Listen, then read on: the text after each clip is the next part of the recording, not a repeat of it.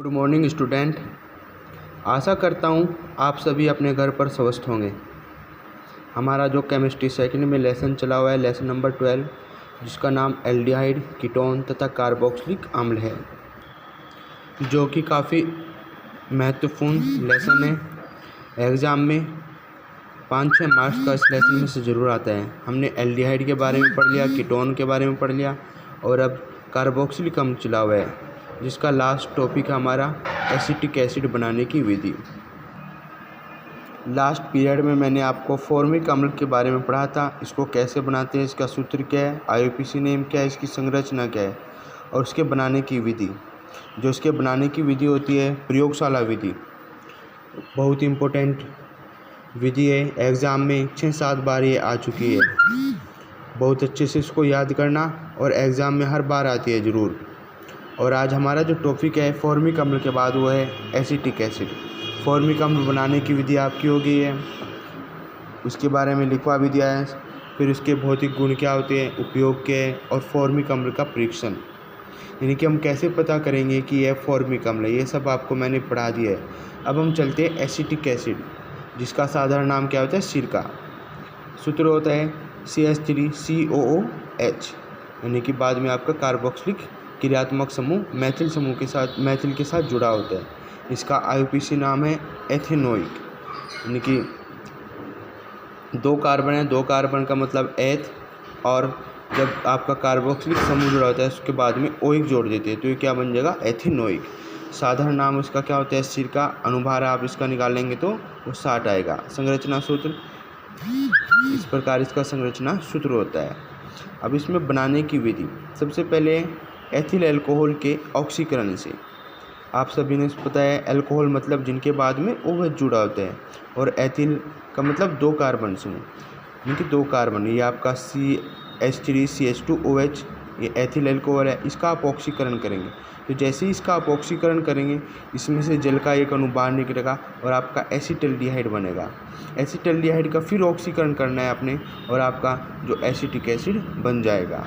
इस प्रकार आप एथिल अल्कोहल के ऑक्सीकरण से एसिटल्डिहाइड एसिटिक एसिड बना सकते हैं। दूसरी विधि है मेथिल साइनाइड के जल अपघटन से, यानी कि मेथिल साइनाइड की अभिक्रिया आपने जल के साथ करनी है। ये आपका मेथिल साइनाइड है, इसकी जब अभिक्रिया आप जल के साथ करेंगे अम्ल की उपस्थिति में, एसिड की उपस्थिति में, तो आपका एसिटिक एसिड व अमोनिया गैस बनेगी। तीसरी विधि है एथिल एसीटेट के जल अपघटन से, यानी कि एथिल एसीटेट का आपने जल के साथ अभिक्रिया करनी है। एथिल एसीटेट का सूत्र होता है CH3COOC2H5। यहाँ पर जल आपका ये जल के साथ इसकी अभिक्रिया हो रही है। जल को हम H पॉजिटिव OH नेगेटिव के रूप में तोड़ते हैं, तो यहाँ पर जो आपका CH3COO इस पर नेगेटिव चार्ज होगा और इसके ऊपर पॉजिटिव, तो जो इसका नेगेटिव है वो इसके पॉजिटिव के जल के पॉजिटिव के साथ रिएक्शन करेगा, और जो इसका पॉजिटिव है वो इसके नेगेटिव के साथ रिएक्शन करेगा। तो इसका जो नेगेटिव है CH3COO नेगेटिव, और यहाँ से H के साथ अभिक्रिया करके क्या बनेगा, एसिटिक एसिड, और ये आपका C2H5OH के साथ करके एथिल अल्कोहल बनाएगा। इस प्रकार एथिल एसीटेट के जल अपघटन से हम एसिटिक एसिड बना सकते हैं। दूसरा है मेनोलिक अम्ल से। मेनोलिक अम्ल का सूत्र होते हैं CH2COOH का होल ट्वाइस। इस तरह आप खोलकर इसको लिख सकते हैं। तो यहाँ पर जब आप इसको गर्म करेंगे, गर्म करने पर कार्बन डाइऑक्साइड गैस बाहर निकलेगी, इनकी COO2, यानी कि आप ऐसे भी लिख सकते हो CO या आप CO2, उसको ये कार्बन डाइऑक्साइड आपकी गैस बाहर निकल जाएगी। फिर यहाँ पर ये H इसके साथ चला जाएगा, क्या बन जाएगा, CH3 और COH, ये आपका एसिटिक एसिड बन जाएगा। इस प्रकार ये एसिटिक एसिड बनाने की 4-5 विधि है। फिर इसके बाद है इसका भौतिक गुण, यानी कि एसिटिक एसिड के भौतिक गुण क्या है, फिजिकल प्रॉपर्टीज़ क्या है इसकी।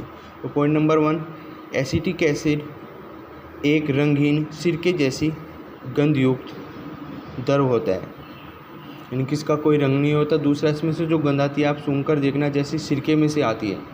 सिरके का अचार खाते होंगे आप, सिरके का सभी ने पता है, तो ऐसी इस प्रकार की गंध इसमें से आती है, तो वह क्या कहलाता है, आपका एसिटिक एसिड। दूसरा, यह जल तथा अन्य कार्बनिक विलायकों, यानी कि अल्कोहल, ईथर वगैरह में पूर्णतः विलय होता है। क्योंकि इसमें हाइड्रोजन बंद होता है, हाइड्रोजन बंद के कारण ये आसानी से उसमें घुल जाता है। पॉइंट नंबर 3, इसका क्वथनांक बॉइलिंग पॉइंट, इनकी वह टेम्परेचर जिस पर यह उबलने लगता है वो कितना होता है, 118 डिग्री सेल्सियस होता है। पॉइंट नंबर 4, एसिटिक एसिड जल से भारी होता है। ये इसके भौतिक गुण थे। अब बात आती है इसके रासायनिक गुणों की। अब जो रासायनिक गुण हैं, मैंने जो आपको कार्बोक्सिलिक अम्ल के रासायनिक गुण पढ़ाए थे वहाँ पर आपके इसके रासायनिक गुण के बारे में पढ़ा जाता है। यानी कि पीछे जो कार्बोक्सिलिक अम्ल के रासायनिक गुण कराए हैं वही एसिटिक अम्ल के रासायनिक गुण है। मैं आपको पीछे दिखाता हूँ कौन से हैं वे।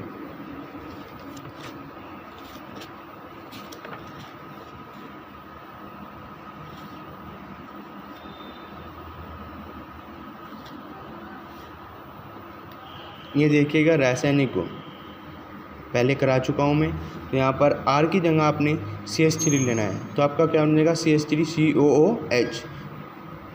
ठीक है, जहाँ भी R होगा आपने मैथिल समूह लेना है, तो एसिटिक एसिड बन जाएगा और उसके ये सब रासायनिक गुण है आपके। यहाँ भी R की जगह आपने क्या लेना है, CH3 लेना है। ये देखा, ये एसिड PCl3 के साथ, PCl5 के साथ, SOCl2 के साथ इसका ताप अपघटन कर रहे हैं। तो जहाँ भी यहाँ पर इसका अपचयन कर रहे हैं, ये सब इसके रासायनिक गुण हैं। यहाँ पर आपकी इम्पोर्टेंट रिएक्शन है सिम्ट अभिक्रिया। यहाँ भी आपने एसिटिक एसिड की हाइड्रोजोइक अम्ल के साथ अभिक्रिया करी है, तो प्राथमिक एमीन कार्बन डाइऑक्साइड व नाइट्रोजन गैस बनी है। तो उसके जो रासायनिक गुण हैं मैं आपको पहले करा चुका हूँ। यहाँ अमोनिया के साथ रिएक्शन है, तो यहाँ पर इसके बाद में बना है मेथिल साइनाइड। तो जो यहाँ पर रासायनिक गुण कराए हैं कार्बोक्सिलिक अम्ल के रासायनिक गुण, वही आपके क्या है, एसिटिक एसिड के रासायनिक गुण। बस वहाँ पर आपने R की जगह मेथिल समूह लेना है। आई बात समझ में सभी की।